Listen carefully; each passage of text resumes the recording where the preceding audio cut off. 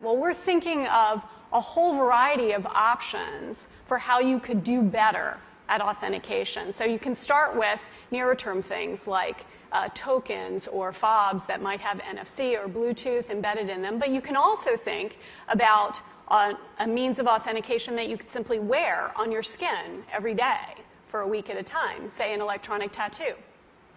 Now, we're talking about wearables. Everybody's interested in I'm profoundly interested in wearables.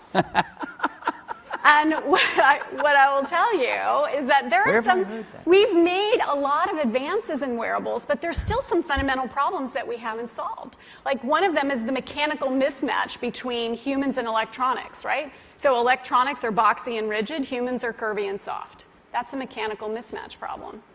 Well, a researcher at the University of Illinois, his name is Dr. Rogers, what he discovered is that he could use standard CMOS techniques to make islands of high-performance silicon connected by accordion-like structures that would allow it to stretch up to 200% and still be performing. And what he did is he founded a company, and they started making electronic tattoos. So I'm wearing one here on my arm. Do we have a camera to get a...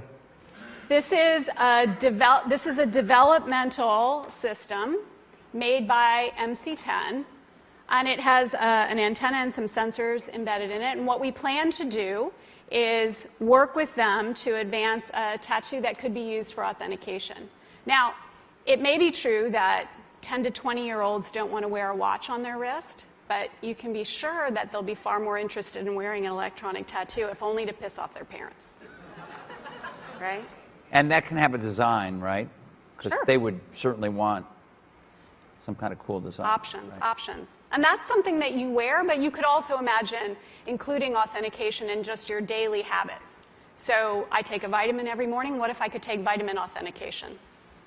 What? Vitamin authentication. Look, I have one right here. Well, here, I'll let you hold it. Would you like to hold it? I'll hold it. Okay. So this... You guys see it? This pill has a small chip inside of it with a switch. It also has what amounts to an inside-out potato battery. When you swallow it, the acids in your stomach serve as the electrolyte. That's what they do. And they power it up, and the switch goes on and off. And it creates an 18-bit ECG-like signal in your body, and essentially your entire body becomes your authentication token. Yes, this is true. Okay? Okay, but... Okay, so wait. So it's really true. So what this means is that becomes my first superpower. I really want this superpower. It means that my arms are like wires, my hands are like alligator clips. When I touch my phone, my computer, my door, my car, I'm authenticated in. First superpower. Like, I want that. So we're not shipping that right away. Yeah, no. We're not shipping that right away. But it sounds like... this is FDA cleared? So here's the thing. This is not science fiction. This pill was actually made by a company called Proteus, and they've developed it for medical applications. That pill has been CE stamped and cleared by the FDA. You can take 30 of those per day for the rest of your life. And then what happens? Does your heart beat change? Does your... We can just tell that you've taken the pill. I mean, the medical Yeah. The medical application. Does Google now know everything I do and everywhere I go? Because, let's face it, we like you guys, but you're from Google. Just give him some water and let him take that pill right now. Thanks. Maybe Dennis. Dennis, let me ask you. Does Larry make you take one of these?